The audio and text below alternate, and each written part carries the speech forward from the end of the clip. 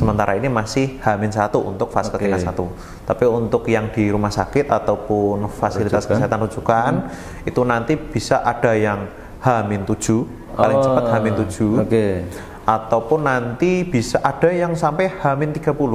Itu bisa. Betul, ada. Jadi kalau untuk pengambilan antrian lebih dikembalikan. Kadang ada antrian online yang dari Vaskes itu masih belum optimal. Misalnya sudah ngambil antrian online masih harus antri manual. Nah itu ada juga seperti itu. Ya, betul. Nah itu yang perlu kita pastikan bahwa tidak ada lagi seperti itu.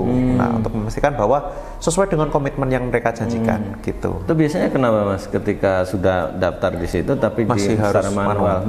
Ya jadi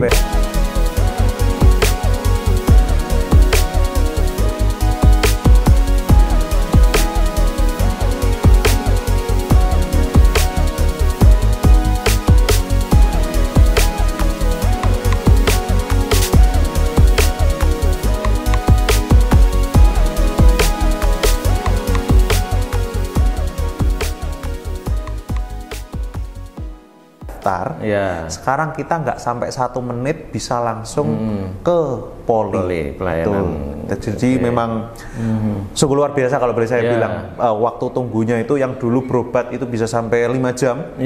Berangkat pagi pulang sore. Betul. Sekarang 1 jam 2 jam sudah selesai sampai dengan pengambilan obat. Gitu. Jadi karena tugas saya sendiri sebagai dari BPJS 1 pun juga adalah melakukan koordinasi, kemudian mewawancara pasien terkait pelayanan kami.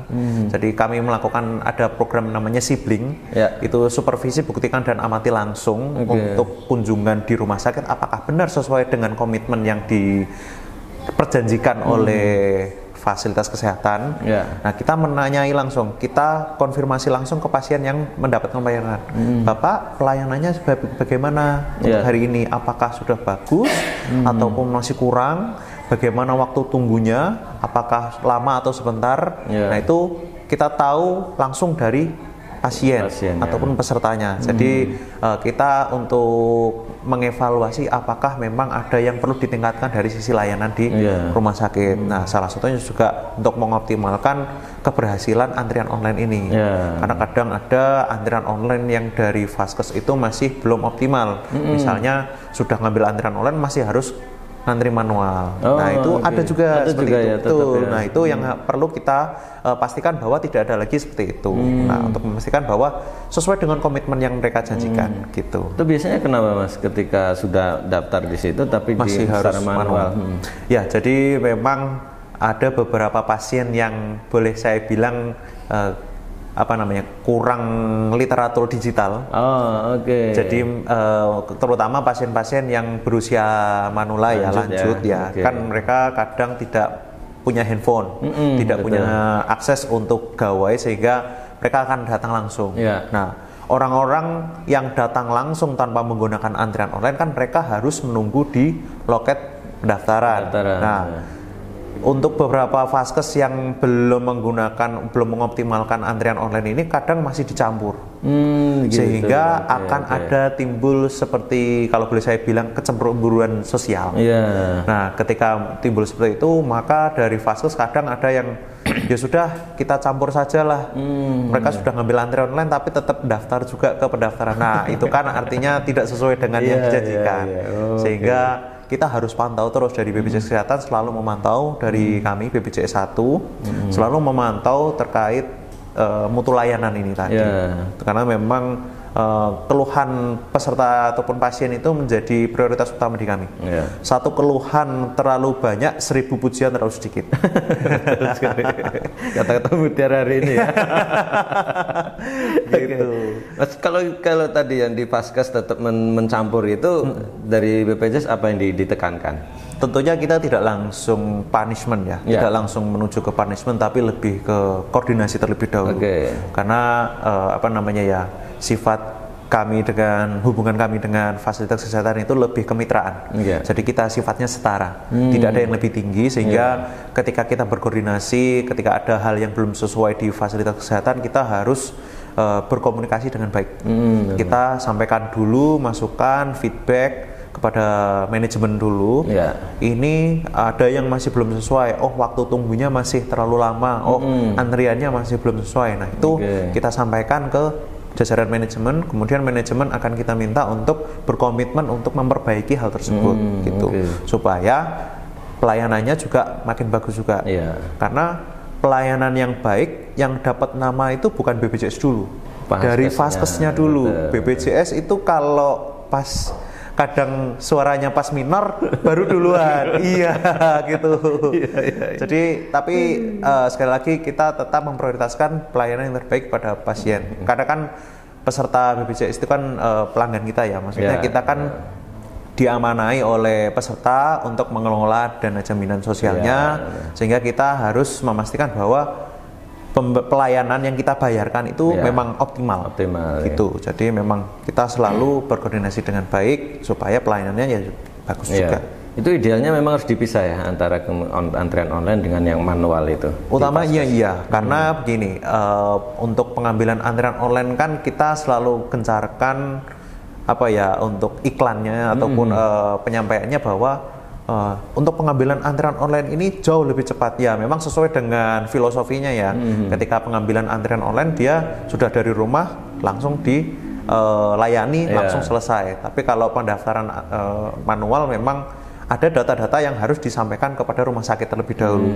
Sama contoh yang tadi sudah saya ambil itu, saya membuat reka medis hanya melalui handphone.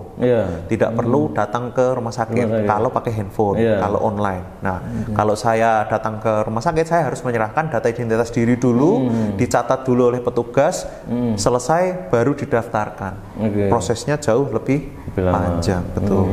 Gitu. Artinya teman-teman dimudahkan betul dengan antrian online ini ya, melalui aplikasi mobile CKN tadi ya. Ini tadi sempat saya ingin tanya, yang antrian ini ya memang harus H-1 atau bisa mungkin untuk 2 hari 3 hari ke depan gitu sejauh ini? Untuk saat ini di Vaskes tingkat pertama untuk pengambilan antrian masih di H-1. Paling cepat H-1 ataupun di hari H. Karena memang tingkat kunjungan di Vaskes tingkat pertama utamanya di puskesmas kan cukup banyak ya. Jadi kadang pelayanannya tidak bisa, misalnya katakanlah maksimalnya 50 orang, yang datang 100 orang juga akan kesulitan. Nanti pelayanan pun juga akan terganggu. Gitu. Jadi memang sementara ini masih H-1 untuk Vaskes tingkat 1. Tapi untuk yang di rumah sakit ataupun fasilitas kesehatan rujukan itu nanti bisa ada yang H-7, paling cepat H-7. Ataupun nanti bisa ada yang sampai H-30. Itu bisa. Betul, ada. Jadi kalau untuk pengambilan antrian lebih dikembalikan ke kebijakan di masing-masing rumah sakit. Karena kapasitas setiap rumah sakit kan berbeda. Jadi misal contoh di RSUD Tidar itu pengambilan antrian itu H-14 untuk pengambilan antrian di rumah sakit langsung. Tapi kalau mobile CKN itu H-30. Satu bulan sebelum pelayanan. Jadi misalnya saya kontrol di tanggal 1. Nah, untuk pengambilan antrian menggunakan e-pasiennya rumah sakit itu baru bisa diambil di tanggal 15 ke atas.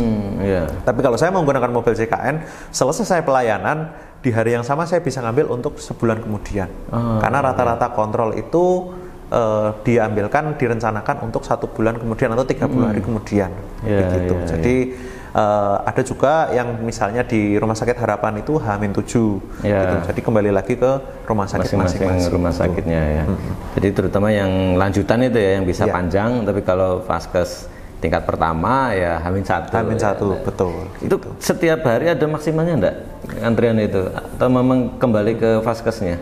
Kalau untuk Vaskes tingkat pertama itu sementara ini belum ada batasan. Tetapi pembatasannya mungkin lebih ke waktu ini ya, pengambilan antriannya, tanggalnya saja. Namun untuk yang di rumah sakit itu biasanya akan melihat dari kapasitas atau kemampuan dokter.